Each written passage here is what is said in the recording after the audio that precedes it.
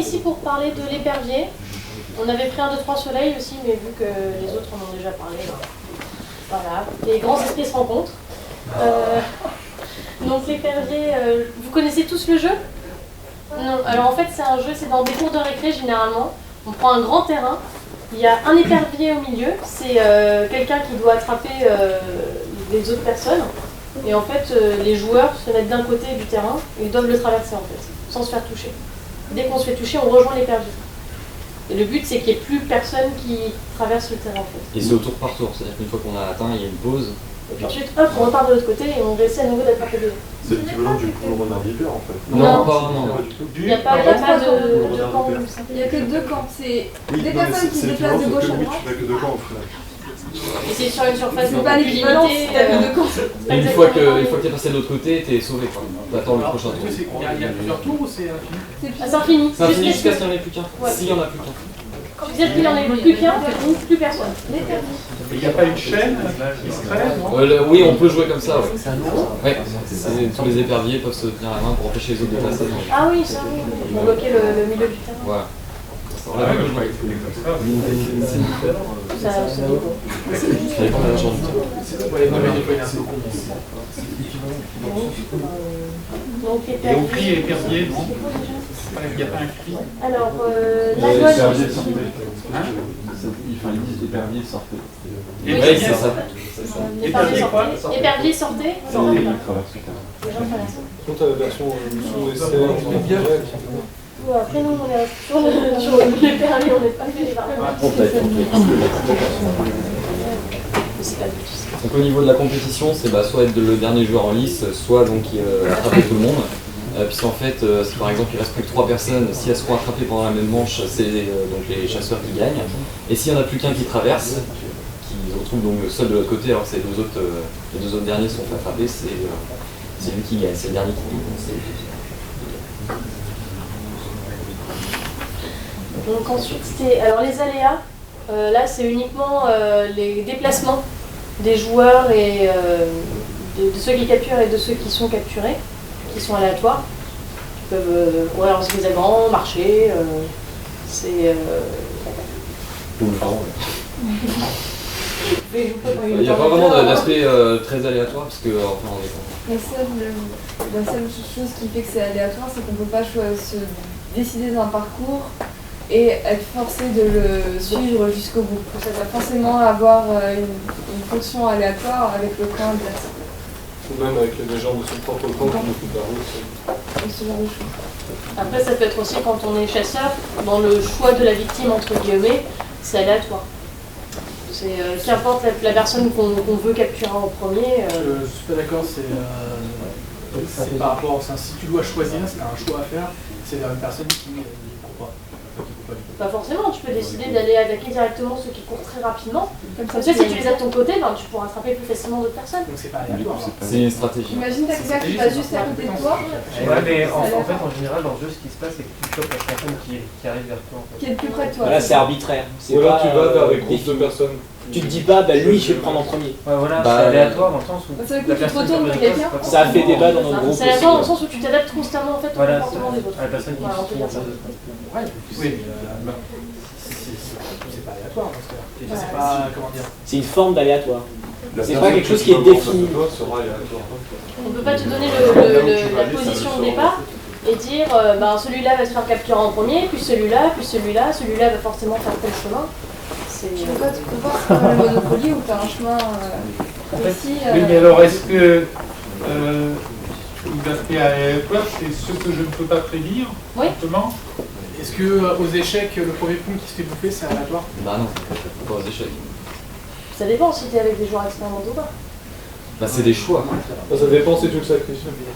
Tu sais, si t'es joueur, si c'est la première fois que tu joues, tu vas déplacer tes pièces au pif et Ça dépend tu mangeras la première de tes Voilà, pièces ça dépend si je suis d'accord avec Par vous, ça contre, dépend si les une pions- stratégie derrière.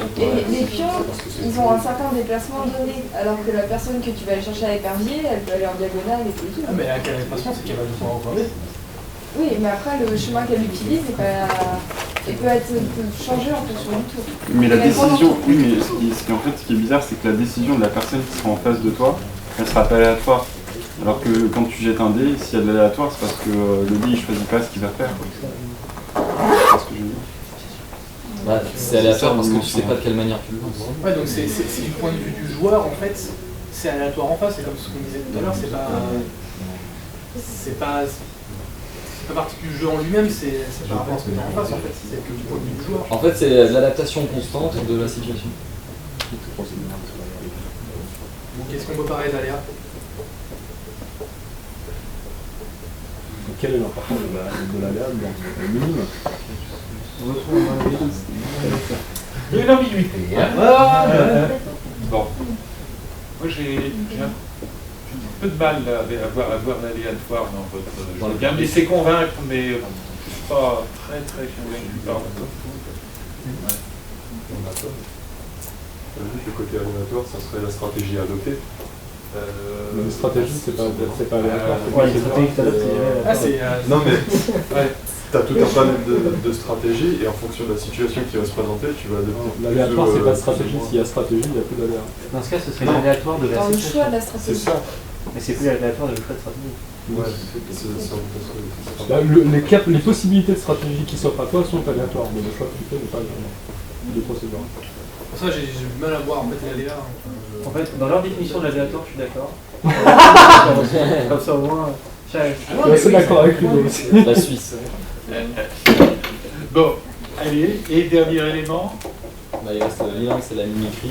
Alors, il a un axe, ouais. Nous, on a mis le stress de se faire attraper, enfin l'adrénaline un peu de la course, des joueurs face aux chasseurs, etc. Et donc le stress qui monte de plus en plus au fur et à mesure que les joueurs se font attraper. Donc, c'est surtout cet aspect-là qui est mis en avant dans le jeu. Comme le nombre se réduit et que le nombre d'attaquants augmente, il y a le côté oppressant, il y a beaucoup moins de passages, ce genre de choses pour arriver du coup. Et puis surtout, quand il y a un côté un peu arcade dans le sens où on va devoir éviter frénétiquement ceux qui essaient de nous attraper. Comme des Il niveaux y a en du stress fait, aussi du côté des chasseurs qui ne peuvent pas se permettre de laisser passer les 3 personnes qui restent, sinon elles se sentiraient bêtes. Il faut absolument qu'elles les attrapent, sinon... En même temps, le chasseur, lui, du coup, il est rassuré sur son sort parce qu'il sait que quoi qu'il arrive, De toute même façon, s'il pour lui, rattrape l'autre, pour lui, il aura toujours de plus en plus de monde dessus. Il change son objectif. Ouais, Il faut qu'il pense à choper le dernier quand même. Ouais, parce que s'il chope pas le dernier, c'est quand même le dernier qui gagne. Ah. Et c'est tout Et il le devient reste chasseur. qui perd forcément. Il a une sécurité, mais il n'a pas une victoire sûre. C'est surtout à la fin que lui ça devient stressant, c'est que dès que le nombre se réduit, il faut qu'il fasse en sorte d'attraper tout le monde pour pas qu'il en reste qu'un. Ah, ça va. Quitte à laisser passer 2 au dernier tour Ouais, pour pour en pouvoir. avoir 2 et être sûr qu'on n'est pas qu'un.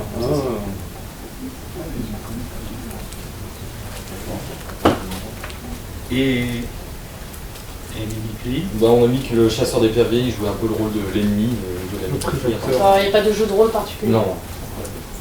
C'est vraiment chasseur et chassé, donc voilà. Ah, peut-être. Bon, moi, j'ai le souvenir très particulier du cri qu'on mène. Le fait, par exemple, le fait qu'il faille crier alors que ça ne sert à rien. Enfin, crier. Ouais, mais j'ai crié. C'est pour donner un peu de départ. C'est vrai, c'est le départ. Ouais, mais je sais pas, dans ce cas-là, on pourrait comparer ça au cri de 1, 2, 3 soleil. C'est pas de la mimicry le cri de 1, 2, 3 soleil.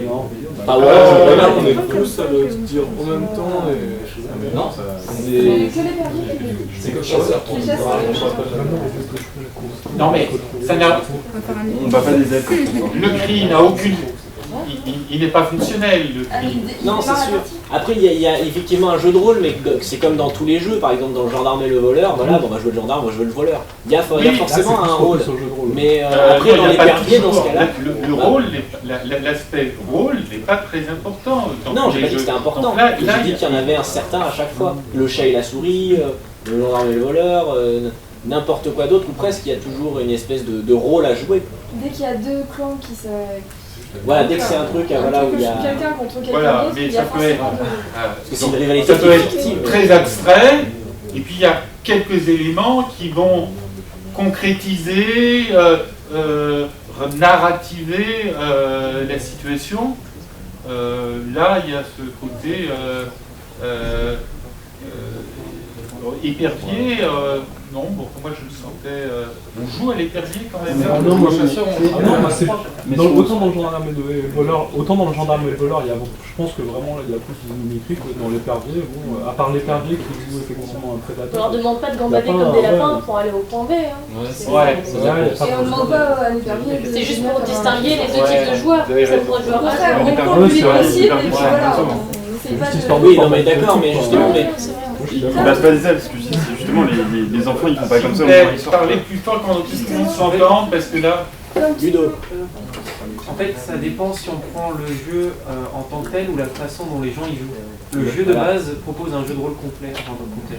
Dans le sens, enfin quand je dis complet, je veux dire, propose un jeu de rôle entre les chasseurs qui vont se prendre pour des chasseurs et les éperviers qui vont se prendre pour des éperviers. Mais après, quand on y joue, c'est sûr qu'on ne va pas se mettre à quatre pattes. C'est juste une question de distinction en fait. C'est très symbolique parce qu'en soi, comme je disais, un épervier c'est un oiseau en fait. Donc oui, excuse-moi, quatre pattes. Mais ça c'est un détail, ça c'est la même chose. Mais si tu veux, effectivement, moi j'ai pas le souvenir de battre des ailes et de faire des cris d'oiseaux et puis en fait d'avoir les chasseurs qui me tirent dessus. C'est les chasseurs ils t'attrapent et toi tu cours quoi. Alors que dans la narration, en fait, si tu veux, dans la narration, à la base c'est un chasseur et des éperviers. Donc imaginons qu'on décide de transposer ça en jeu vidéo. Le joueur contrôlerait soit le chasseur, soit l'épervier. Et où immersion, il serait la bestiole ou l'humain. Ce jeu, t'as pas vraiment le temps de faire du jeu de rôle parce que justement, il joue sur la vitesse. Oui, c'est pas le but, le jeu de rôle n'est pas le but étant d'aller vite. Je suis d'accord dans la pratique. Dans la pratique, oui, mais dans les règles. Le jeu vidéo, c'est toi qui c'est le programme, celui qui va faire le jeu, qui va contrôler la vitesse. Je suis d'accord, mais dire que dans les bases, dans la convention du jeu, dans les règles du jeu, c'est un jeu de rôle entre un chasseur et des éperviers. Ouais, mais en fait, il n'y a pas de règle comme quoi attraper par le cou, ce genre de... Non, et puis je veux dire, on peut très bien mettre ce thème de rôle complètement à côté et avoir un jeu qui est exactement. Enfin, je veux dire, c'est le clan 1 et le clan 2, le clan 1 doit attraper le clan 2. Ouais, voilà. Le rôle n'est pas important. C'est comme dans ce jeu-là en tout cas. C'est un contexte, mais le contexte n'a pas d'influence sur le jeu en lui-même. Ouais, voilà. Il n'y a que quelques éléments symboliques qui très faibles. À part la phrase, au final, il n'y a rien. Les chasseurs, ils font pas semblant d'avoir un fusil et de tirer sur leur. C'est un nom d'équipe. Il faut aller dans le contexte. C'est juste un nom d'équipe. Oui, tu voulais dire. Mais c'est pas un côté un peu chasse à courre traditionnel, occidental. Je sais pas, je m'imagine bien la petite bourgeoisie dans sa campagne avec une cage d'épervier, qui l'épervier sortait, on ouvre la cage et puis tous les petits bourgeois tirent sur leurs oiseaux. Ceux qui ne retournent pas dans la cage en fait. Oui, non mais symboliquement, c'est là où il pourrait y avoir un jeu de rôle dans le sens où quand on a un chasseur, on incarne peut-être ce côté. En tout cas, oui, dans ce que tu disais, je reviens sur ce que tu disais. Tu dis, dans tout jeu, il y a toujours une composante de rôle qui est liée au faire semblant, au caractère de fiction, mais qui peut être tout à fait périphérique par rapport à la mécanique de jeu. Et là, effectivement, le raisonnement que vous tenez, c'est est-ce que c'est la même chose? Est-ce que le jeu est identique si je l'appelle équipe 1 et équipe 2? Effectivement, c'est le cas, le jeu reste exactement le même, sauf que je crie plus épervier au début pour déclencher la sortie des... Bon, donc c'est tout à fait mineur. En fait, on voit bien, ce qu'on est en train de faire, c'est de peser ces différentes composantes qui ont un poids respectif différent.